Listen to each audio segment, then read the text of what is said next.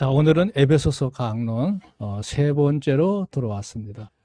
지난주까지는 비대면 예배를 드리면서 교우들이 이해하는데 다소 어려움이 있지 않겠나 이렇게 생각이 돼서 주보도 만들고 PPT를 만들어 가지고 강론을 했어요. 오늘은 사용하지 않고 어차피 PPT를 띄워도 오늘 이 주보에 있는 내용이 그대로 실리니까요. 여러분이 편하게 들으시면 좋겠습니다.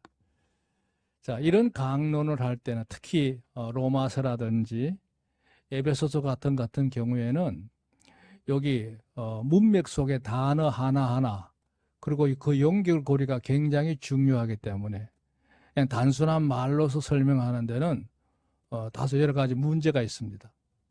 왜냐하면 다 이해하지 못하는 경우도 있고 또 그것을 제대로 조리 있게 하나하나 나누지 못하는 어려움이 있어요.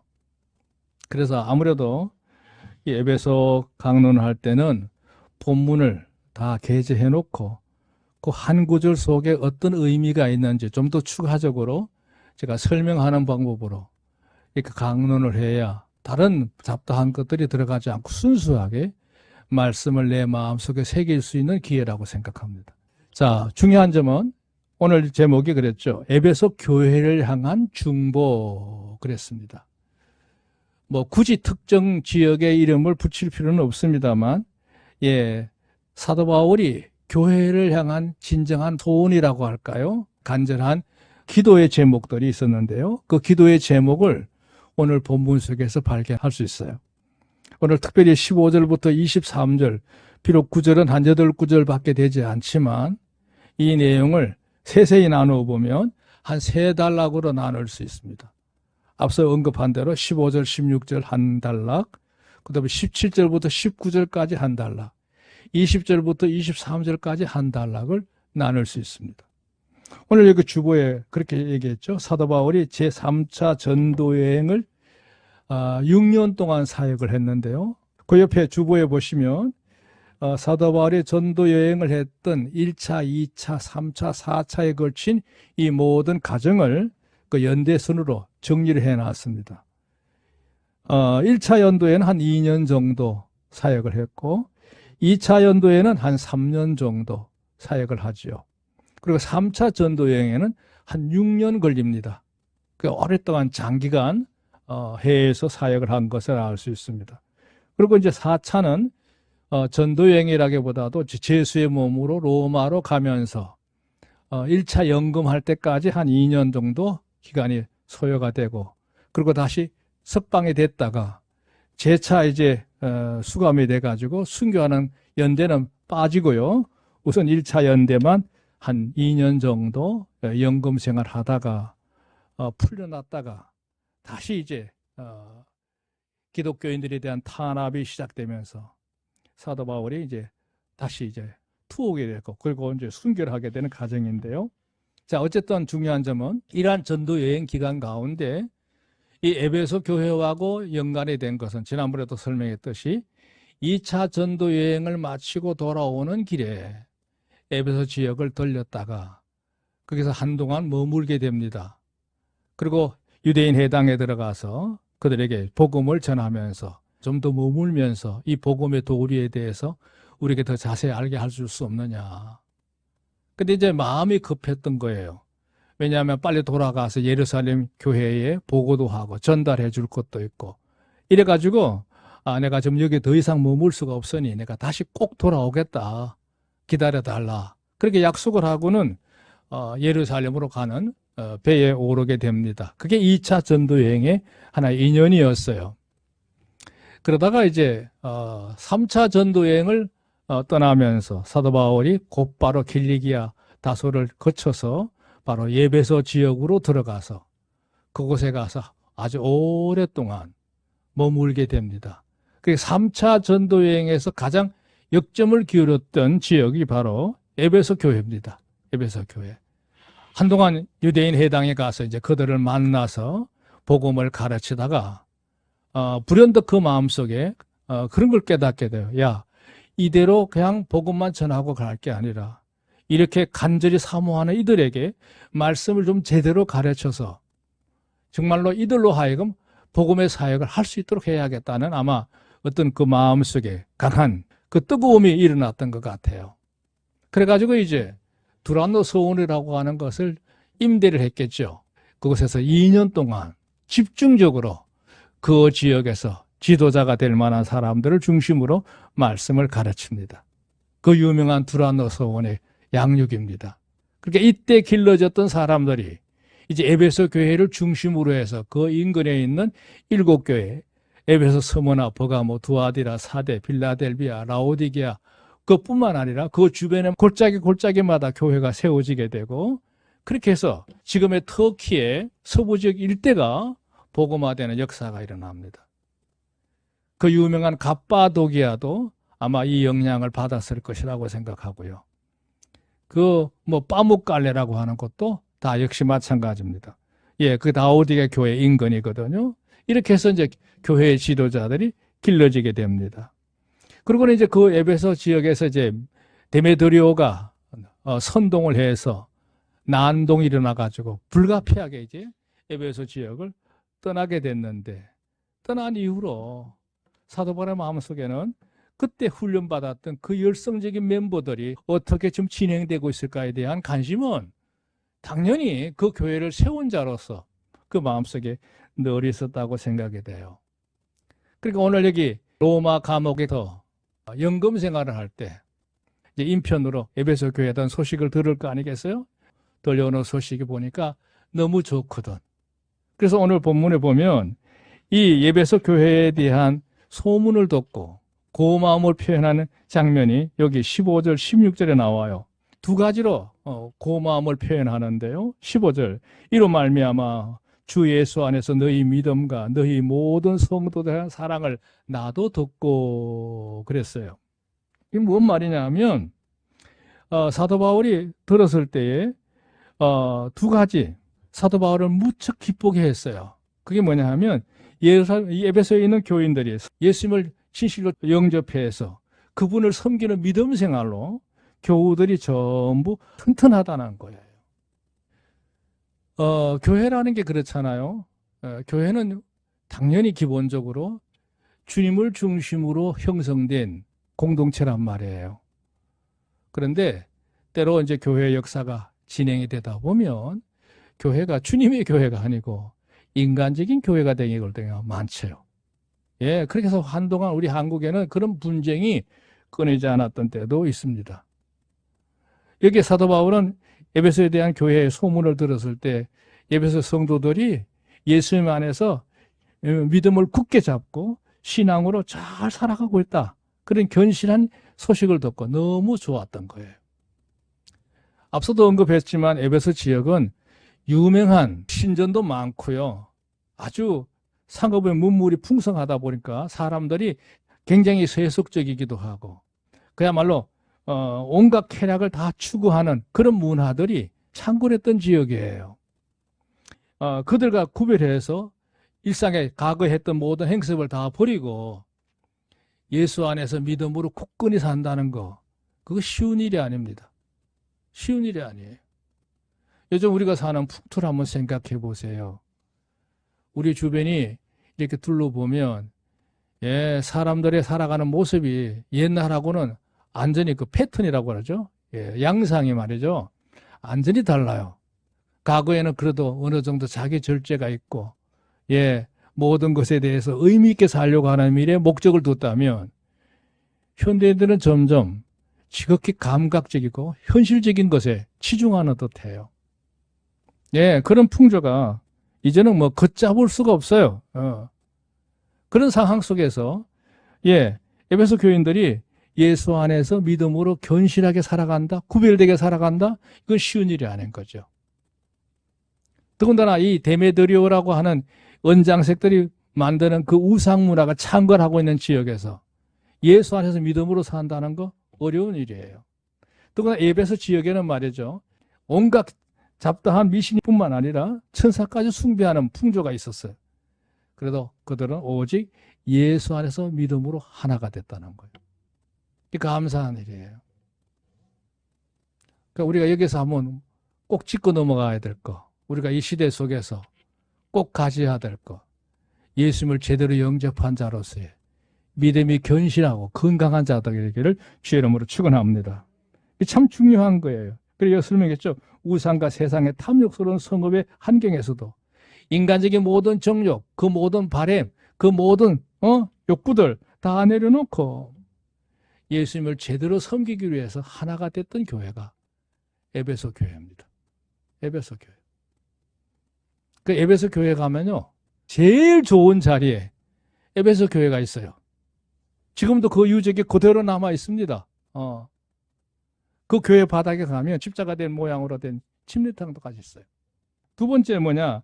너희 믿음뿐만 아니라 모든 성도를 향한 사랑을 나도 듣고 이렇게 표현했거든요. 모든 성도들이 너나 나나 가릴 거 없이 유대인이든지 이방이든지 헬라인 상관없이 뭐 부유한 자나 종놈이나 할 것 없이 모두가 다 예수의 사랑으로 하나가 되어 있다는 소식을 내가 들었다는 거예요. 이거 귀한 일이죠. 계급사회에서 계급의 계천을 다 물어하고 하나가 된다는 거는 이건 쉬운 일이 아니에요. 근데 에베소 교회는 그 일을 이루고 있다는 얘기를 들었어요. 두 가지죠. 믿음이 견실하고 모든 성도들이 사랑으로 하나가 됐다는 거예요. 두 가지. 그러면서 이렇게 말합니다. 내가 기도할 때 기억하며 늘 생각한다는 얘기예요. 너희로 말미암아 감사하기를 그치지 않았다. 그 얘기를 들었을 때 얼마나 기쁘겠어요. 에베소 교회를 설립한 개척자로서 그 많은 풍파를 겪으면서도 끝까지 믿음을 양육해왔던 사도로서 말이죠. 자기가 떠나간 이후에도 그 교회는 건강하게 모든 성도들이 믿음으로 하나가 되고 사랑으로 하나가 돼서 아주 견실한 교회로서 이루어 간다는 얘기를 들었을 때 나는 너무 기쁘고 감사하다. 그래서 내가 기도할 때마다 너희를 늘 생각하면서 너희를 위해 기도한다. 어떤 기도를 하느냐? 이제 두 번째 문단이에요. 에베소 교회를 위한 지속적인 간구인데요. 제가 오늘 이 설교하면서 주안점을 두는 것은 제2번 항목이에요. 사도 바울이 에베소 교인들에게 그렇게 살지만 그 교우들에게 바라는 항목이 6가지가 제시가 돼요. 그걸 나중에 여기 표시를 해놨으니까 보세요. 17절 우리 주 예수 그리스도의 하나님 영광의 아버지께서 지혜와 계시의 영을 너에게 주사 하나님을 알게 하시고 그랬어요. 이거 설명해놨죠. 사도 바울은 로마에서도 감옥이죠. 에베소 교회를 향하여 끊임없이 늘 지속적으로 매일같이 기도할 때마다 에베소 교회를 향한 기도를 멈추지 않았다는 거예요. 근데 그 바라는 기도의 제목이 뭐냐? 첫째 하나, 하나님께서 성도들에게 하나님이 살아계신 거죠. 하나님의 실존이죠. 하나님의 실존에 대한 확신, 그게 늘 있기를 원한다는 거예요. 확신을 가지고 뿐만 아니라 그 하나님의 거룩한 속성, 인애와 공의와 영광의 덕을 깨닫기를 늘 소망했다. 그러니까 성도들에게 바라는 첫 번째 중요한 기도 제목은 그예요. 성도들이 하나님의 계심을 확신하고 하나님의 거룩한 성품, 인애, 사랑, 능력, 영광, 그분이 가지고 있는 이 하나님의 본성까지 정말 잘 깨닫기를 소망하고 간구했다. 그게 바로 17절 말씀이에요. 여기 보면 그랬어요. 영광의 아버지께서 지혜와 계시의 영을 너희에게 주사 그랬어요. 계시의 영이 뭐예요? 성령님이죠.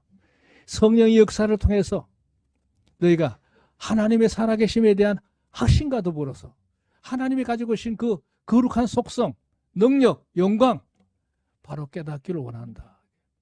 제가 목회를 해봐도 교우들에게 바라는 1차적인 조건이 이거예요. 하나님의 실존에 대한 확신, 신앙 정립이에요. 신앙 정립이 바로 돼야 그 일생간에 하나님을 섬기는데 불편하지 않습니다. 많은 영광을 이루어갈 수 있습니다. 엄청난 일들을 행할 수 있는 거예요. 이게 제일 중요한 자산이라고 생각해요. 그 우리 교회에서 만든 신앙 정립이란 교재를 말이죠. 전에 다 나눠드렸으니까 한번 잘 펼쳐서 공부하셨으면 좋겠어요. 이제 제가 다시 그걸 강론하기에는 그렇게 많은 여유가 없어요. 그 신앙 정립이 중요합니다. 신앙 정립이 돼야 나라고 하는 정체성이 분명해지게 됩니다. 내가 왜 살아야 되는지, 어떻게 살아야 되는지, 무엇을 이루고 살아야 되는지 자아 정립이 되고, 그거는 아주 우리 일상생활에서, 하나님을 섬기는 생활에서 가장 중요한 기초예요. 하나님을 두려워하지 않는 풍조들이 오늘날 성도들 사회 속에서 많이 일어나고 있어요. 하나님 없는 것 같은 행동을 하는 경우가 많아요. 막무가내로 살아가는 이들이 있을 수 있어요. 예, 그런 일들이 많아요. 왜 그러냐? 바로 이 항목의 문제예요. 하나님이 어떤 분이신가를 제대로 깨닫지 못했기 때문에요. 그 마음속에 성령께서 강한 역사로 와닿지 않았기 때문에, 그 체험이 없기 때문에 그렇게 사는 거예요. 이게 첫 번째 항목이에요. 두 번째 항목이 나오는데요. 18절. 너의 마음의 눈을 밝히사 그의 부르심의 소망이 무엇이며 성도 안에서 그 기업의 영광의 풍성함이 무엇이며 그랬어요. 여기 두 가지, 세 가지 다 나오는데 첫째 뭐예요? 성도들의 마음속에, 너희 마음속에 하나님의 영으로 인해서 너희 마음의 눈을 밝히사 그랬죠. 눈이 밝아져서 우리를 향하신 하나님의 그 역사하신 것들이 얼마나 대단했는지를 제대로 알기 원한다. 구속사에 대한 이해예요. 하나님 얼마나 나를 위해서 많은 일을 하셨는지 이걸 깨달으라는 거예요. 그러려면 아마 구약부터 제대로 깨달아야겠죠. 세 번째, 그렇게 해서 우리가 하나님의 택함을 받아서 구원받은 자가 됐잖아요. 구속자가 됐단 말이에요. 제사함 받았단 말이에요. 하나님 자녀가 됐단 말이에요. 그렇게 하나님의 택함을 받은, 부르심을 받은 자가 앞으로 하나님의 그 영광의 나라에 당당히 들어가는 백성의 일원이 됐단 말이에요. 여기에 대한 우리가 확신을 가져야 될 줄로 믿습니다. 우리가 하나님을 섬기는 것은 세상에 잘 되려고 하는 것도 하는 게 아니라 가장 궁극적인 것은 영광의 나라에 들어가는 백성으로서요. 우리의 소망을 가지는 줄로 믿습니다. 네 번째, 그 소망이 너희들 마음속에 늘 뜨겁기를 원한다 그래요. 뜨겁게 원한다. 우리 인간은 지극히 현실주의적입니다만은 또 한편으로는 늘 그 나라를 바라보면서 사는 거죠. 주님 그러셨어요. 너희는 무엇을 먹을까, 무엇을 마실까, 무엇을 입을까 염려하지 마라. 그건 현실적인 얘기죠. 너희는 그보다 더 그의 나라와 그의 의를 구하라 그랬어요. 그 뭐예요? 하늘에 대한 소망을 두고 살라는 거예요. 그리하면 이 모든 걸 너에게 더하시리라 그랬거든요. 그 얘기하고 똑같은 일맥이 통하는 얘기예요. 자, 19절. 그의 힘의 이력으로 역사하심을 따라. 유력이라는 말은 뭐예요? 보통 유력을 행했다 이런 말은 뭐냐면 휘둘렀다는 뜻이거든요. 하나님께서 어떤 행사를 하실 때 움직였다는 뜻이에요. 그 힘의 이력으로 역사하심을 따라서 하나님은 그냥 말씀으로만 하시는 게 아니라 직접 그 모든 걸 주관하신다는 뜻이에요. 믿는 우리에게 베푸신 능력이 지극히 크심이 어떠한 것을 너에게 알게 하시기를 원하노라 그랬어요. 설명 보세요. 하나님께서 우리 인생들을 향하여 역사하신 것들이 얼마나 대단하신 것을 알고, 여섯 번째, 우리로 하여금 그러한 모든 것들을 바로 알고 간직할 수 있도록, 그걸 오래 품고 살 수 있도록, 오래? 우리 일평생이기죠. 남은 생에 계속 우리만의 그걸 품고 살면서 그 하나님께서 우리 백성에게 베푸시는 은혜가 얼마나 큰지 그 은혜의 삶을 살기를 원한다. 그 6가지 소원이에요. 6가지. 하나님의 실존과 그 속성에 따른 일체된 삶이 첫째 하나. 두 번째, 영의 눈이 점점 밝아져서 우리에게 하나님께서 이 구원의 은혜를 주시기 위해서 베푸신 하나님의 은혜 역사가 얼마나 놀라웠던 것인지 그걸 깨닫게 하고 우리가 장차 천국에 들어간다는 이 귀한 확신 그리고 그 소망 뿐만 아니라 나를 향하신 하나님의 섭리가 오늘도 계속되고 있잖아요. 오늘뿐만 아니라 앞으로도 우리가 이 세상 떠날 때까지 하나님의 기하신 섭리가 늘 함께 하실 줄로 믿습니다. 이 역사가 얼마나 대단한 건지를 안다는 말은 체험한다는 뜻이기도 해요. 우리로 하여금 그 모든 것을 바로 간직할 수 있도록 그 은혜를 잊지 않고 그걸 늘 감사하면서 주와 더불어 동행하는 성도가 되기를 주의 이름으로 축원합니다. 이게 오늘 본문의 가장 중요한 핵심이에요. 사도가 바라는 간절한 이 6가지의 소원. 저도 전적으로 동의합니다. 당연히 목회자라고 하면 양들에게 이걸 바랄 겁니다. 자, 큰 세 번째는 에베소 교회의 축성을 다루고 있는데요. 앞으로도 이건 계속 반복될 거예요. 하나님의 놀라운 능력이 예수님을 통해서 이루신 궁극적인 결과가 뭐냐? 이 세상에 교회를 세우신 거예요. 근데 그 교회가 그냥 교회냐? 아니라는 거죠. 여기 20절 그런 얘기 했어요. 그의 능력이 그리스도 안에서 예수님을 통해서 역사하사 이 모든 일을 다 이루어지도록 섭리하셨다 이 말이에요. 죽은 자들 가운데 다시 살리시고 하늘에서 자기 오른편에 앉히사 그러셨어요. 이 두 가지 얘기예요. 첫째 하나, 하나님의 능력이라고 하는 것은 그냥 나타내 보이는 것으로 끝나는 게 아니라 그리스도를 통해서 역사하실 때 어떤 일이 벌어졌느냐? 예수님이 비록 십자가에서 인간적으로 죽었죠. 죽었지만 다시 부활하게 하시고 성천까지 하나님의 능력 역사를 그대로 유감없이 보여주신 거예요. 두 번째는 뭐냐? 그분을 여기 하나님 보좌 우편이라는 말은 하나님의 권세에 버금가는 귀한 능력의 이치로 예수님 이상을 높였다는 그런 의미죠. 21절 모든 정사와 권세와 능력과 주관하는 자와 이 세상뿐만 아니라 오는 세상에 일컬어 모든 이름에 뛰어나게 하시고 그랬어요. 여기 정사라는 말은요. 옆에 우리 간주 달아놨습니다. 정사는 뭐냐? 나라를 다스리는 황제나 또 요즘으로 말하면 대통령이죠. 어떤 나라 내각제 하는 나라는 총리가 제일 높은 위치입니다만 어쨌든 간에 그 모든 사람들이 수장들, 우두머리들, 최고의 권력자를 말할 때 그걸 정사라고 그래요. 절대적인 권력자를 말하는 거죠. 권세와 능력과 주관하는 자와 하는 말은 뭐냐? 이건 천사들을 두고 하는 말이에요. 세상에 있는 모든 것을 하나님의 능력을 집행하는 자가 있습니다. 천사들이 행하는 거예요. 하나님의 심부름꾼들이죠. 주관하는 자와 모든 그 일의 모양을 이렇게 만들어가는, 스토리를 만들어가는, 또 모든 것들을 섭리하는 섭리의 천사가 있어요. 여러분 꼭 기억하세요. 여러분이 세상 살 때 나 혼자 산다고 생각하지 마세요. 주 앞에 의지하면서 기도하면서 하나님의 능력의 도우심을 요청하면 하나님께서 여기 말하는 역사하시는 천사를 통해서 우리의 모든 일들이 순탄하게 풀려갈 수 있도록 주관해 주실 줄로 믿습니다. 예, 능력들. 주관하는 자는 뭐예요? 이것도 마찬가지. 주관한다는 말은 두 가지 양면성이 있는데요. 선하게 역사하는 주관자도 있고 악하게 주관하는 주관자도 있어요. 악하게 주관하는 자는 악령들이죠. 악한 천사들이 있어요. 반면에 선한 천사들도 있어요. 그러니까 우리가 늘 주 앞에 간구하고 바로 살면 여기 그러죠. 이 세상뿐만 아니라 내가 사는 생애뿐만 아니라 장차 주님이 오시는 그날에 돼도 그 나라 가서도 우리를 뛰어나게 하시는 하나님의 놀라운 은혜의 섭리들이 주관하신다는 거예요. 그러니까 하나님 예수님께서 어떤 능력을 가지셨느냐?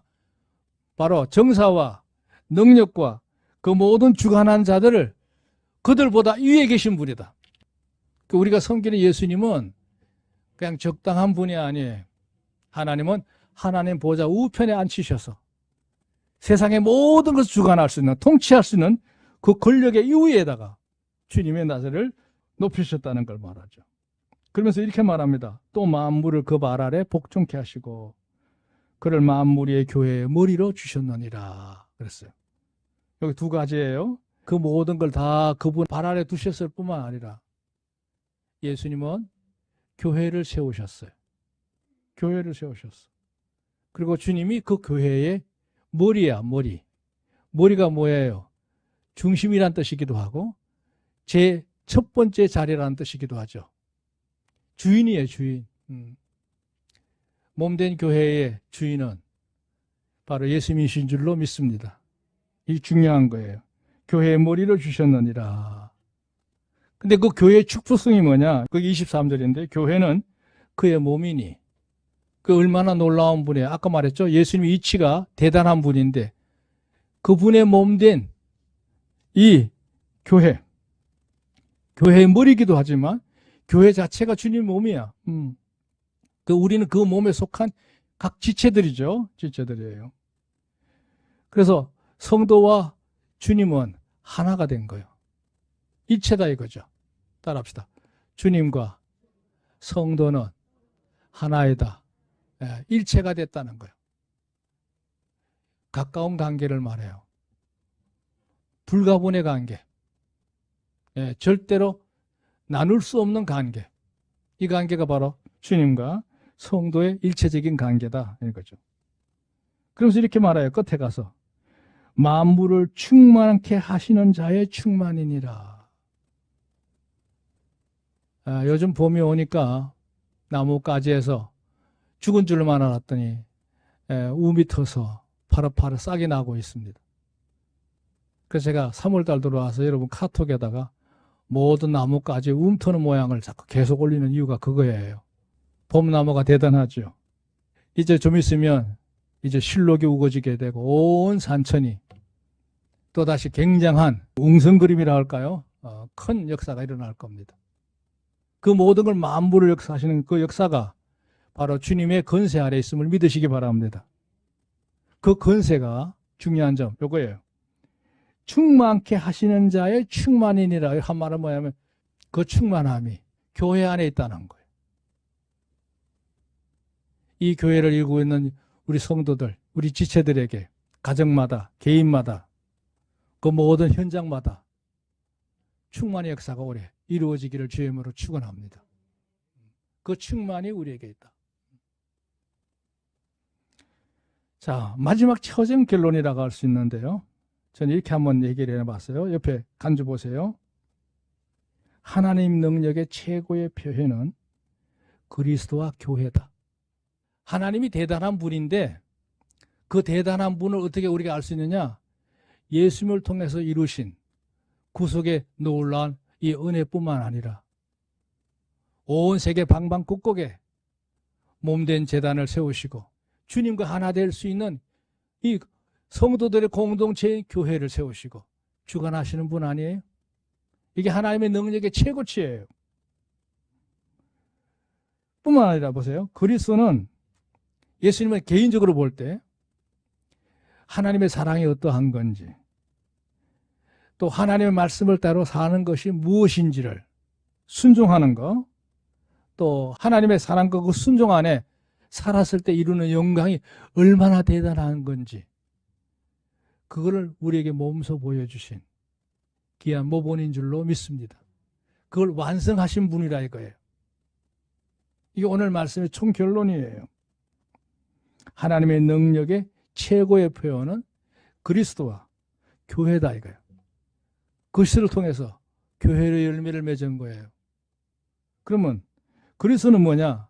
하나님의 사랑이 어떠한 건지, 하나님의 능력이 무엇인지, 진리가 무엇인지 그 모든 걸 몸소 순종함을 통해서 온전히 이루셔서 그 영광 우리에게 놀라운 하나님의 선물로 주신 귀한 분임을 믿습니다. 그 은혜의 백성으로 사합니다. 우리는 이 어려운 시기에 코로나 시기지만 하나님의 역사가 늘 함께 하실 줄로 믿습니다.